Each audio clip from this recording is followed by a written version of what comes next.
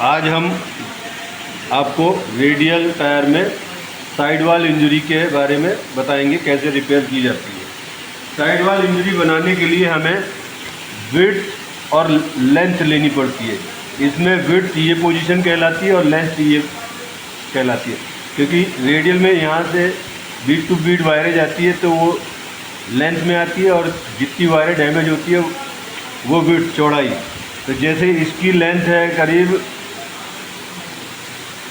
50 mm और width है 20 mm, तो 3 से 5 mm करीब विड्थ और लेंथ में इंक्रीज होता है। तो इसके बाद हम देखेंगे ये हमारा कट बनने लायक है कि नहीं। हमारा टायर साइज़ है 1020, जो आता है 750/16 से 1020 तक। इधर साइड वॉल इंजरी है, इसमें हम लोग विड्थ और लेंथ लेते हैं। तो हमारी विड्थ है 20 mm, तो हम 20 mm देखेंगे, 20 mm इधर आ गई।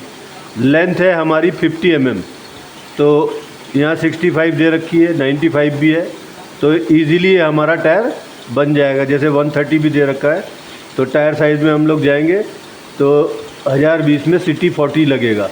तो हम लोग इसका रिपेयर प्रोसीजर स्टार्ट करते हैं। हम लोग की ये है साइड वॉल की प्लेट। हम लोग देख लेंगे हमारी इंजरी इस प्लेट के अंदर आनी चाहिए। सेंटर लेके हम लोग चॉक से मार्किंग कर लेते हैं कि वर्क करने में हमको आसानी रहती है। तो यानी ये हमारा रिपेयर में आ जाएगा इजीली। अभी हम लोग सबसे पहला टूल्स लगाएंगे, रोटरी गाउज बोलते हैं इसे, और लो आरपीएम में चलता है। लो आरपीएम 2500 से 4000 आरपीएम है, और इसको कोनिकल स्टोन से शार्प कर लेंगे।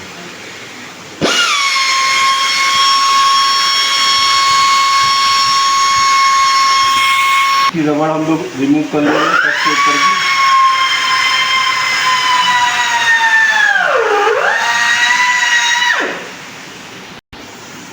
हम लोग ने इंजरी के ऊपर की रबड़ निकाल दी है। हल्की रबड़ की लेयर रह गई है, तो उस समय टूल्स हम लोग इस्तेमाल नहीं करेंगे, क्योंकि फिर हमारी वायरें और ज़्यादा डैमेज होने का चांस है। और ये एल टाइप का कट है, इस साइड हम लोग ज़्यादा रबड़ रिमूव नहीं करेंगे, क्योंकि रबड़ रिमूव करेंगे तो इंजरी और इंक्रीज़ हो सकती है। तो सॉलिड रबड़ में एल टाइप को छोड़ देंगे हम लोग। अब हम लोग लो स्पीड बफर में इनकैप्सुलेटेड ब्रश लगाएंगे, जिससे हमारा कट ओपन हो जाए और क्लियर नज़र आए। ये वायरों को नुकसान नहीं करता है। देखिए वायरें हमारी ओपन हो गई है, और ये हाथ टच करके मैं फील भी कर सकता हूँ, लगा के रगड़ लूँगा, क्योंकि इस टूल से हमारी वायरों को नुकसान नहीं पहुँचता है, सिर्फ डैमेज केबल हमको नज़र आती है। अब ये जो डैमेज केबल है, हम इसको बॉडी पार्ट से अलग कर देंगे।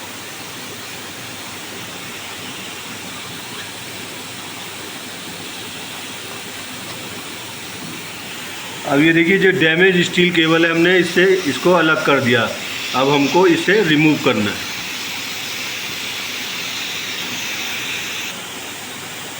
अब हम लोग ने हाई स्पीड बफर लिया है 22,000 आरपीएम, और इसमें हमने लगाया पॉइंटेड एंड बर। क्योंकि साइड में पॉइंटेड एंड बर इसीलिए लगता है क्योंकि इसकी नोक रहती है, जितनी केबल हमें काटनी है उतनी हम लोग काट देंगे।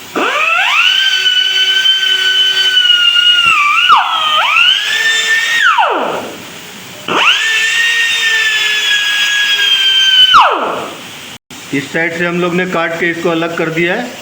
अब दूसरे पॉइंट से भी काट के अलग कर देंगे। अब हम लोग हाई स्पीड बफर में पेंसिल स्टोन लेंगे।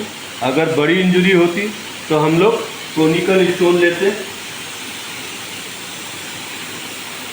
इस तरीके का कोनिकल स्टोन, मगर अभी हमको रिक्वायरमेंट है पेंसिल स्टोन की, क्योंकि जो स्टील एजेस हैं, बड़ी वायरें तो हमने डैमेज हटा दी, मगर ये जो चुभने वाली हैं इनको रबड़ एरिया से हमको मिला देना है कि हाथों में टच ना हो।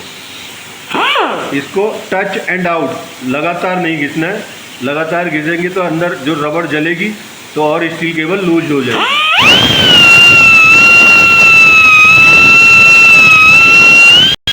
नज़दीक से दिखाना। चलो, स्टील केबल लूज थी और जो एजिंग बची हुई थी हमने उसको एकदम स्मूथ कर दिया। यानी देखिए एल टाइप का कट है तो इसको एल टाइप का ही रखना है आपको। विंडो पूरी नहीं बना देनी है।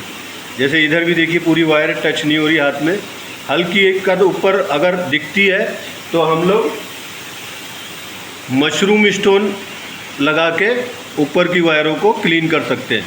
मगर हमारी जो वायर है पॉइंट टू पॉइंट हमने काट दिया तो बाहर की वायरें डैमेज नहीं हुई है, तो इसलिए इस टूल्स की रिक्वायरमेंट नहीं रहेगी। अब हम लोग लो स्पीड बफर पे आ गए फिर से, और यूज़ करेंगे राउंड फेस रास्प 16 ग्रिड। इससे 45 डिग्री एंगल में हमें बफिंग करनी है, जिससे ये फास्ट बफिंग हो जाती है, और कोशिश करना है कि हमारी वायरें डैमेज ना हो।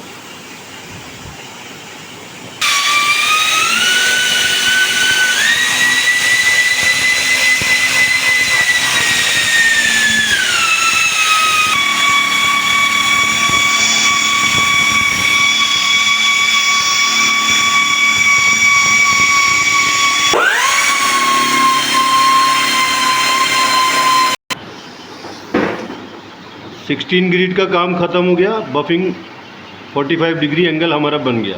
अब हम लोग 36 ग्रिड राउंड फेस रास्प लगा के फाइन बफिंग करेंगे। 36 ग्रिड राउंड फेस रास्प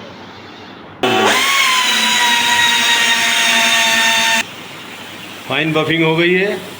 अब हम लोग इसकी मेजरमेंट करेंगे, विड्थ और लेंथ एंड डेप्थ। विड्थ और लेंथ लेते हैं हम लोग पैच सिलेक्शन के लिए, और डेप्थ हो जाएगी हमारा क्योरिंग टाइम कैलकुलेट के लिए। तो हमारी विड्थ है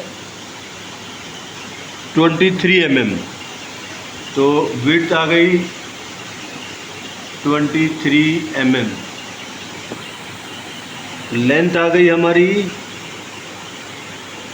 55 mm, तो लेंथ आ गई हमारी 55 mm। जो हमने शुरू में देखी थी 20 और 50, तो थोड़ा इंक्रीज़ हुआ है, डैमेज पार्ट निकला है। अब हम लोग इसकी गहराई नापेंगे। गहराई नापने के लिए अब हमने अंदर से पैच लगा दिया सपोर्ट, और जहाँ जितना माल ज़्यादा है उस जगह से हम लोग इसकी डेप्थ लेंगे, इसको लेंगे और इधर से देख लेंगे कि हमारी कितनी डेप्थ है। ये करीब 18 mm है, तो 18 mm हम लोग यहाँ लिख देंगे। अंदर हम लोग सेंटर मार्किंग कर लेंगे।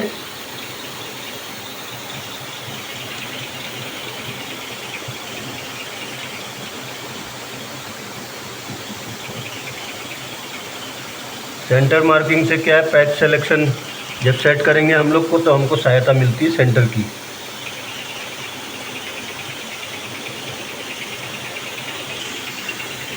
इसका प्लेटफॉर्म एरिया के लिए हम लोग मार्किंग कर लेंगे कि कितना हमें अंदर प्लेटफॉर्म लगाना है।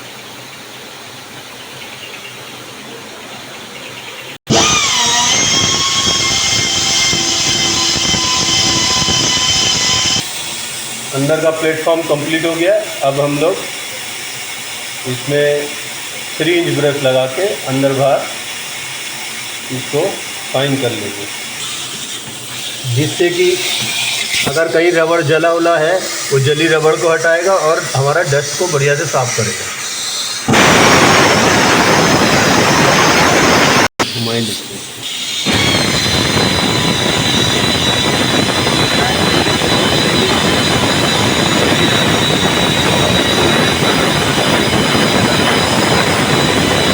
अब हम लोग लो स्पीड बफर में स्काइविंग ब्रश लगा के इनसाइड इंजरी की रबड़ में दाना बनाएंगे, और जो रबड़ जल गई थी 22,000 RPM से वो रबड़ भी हट जाएगी।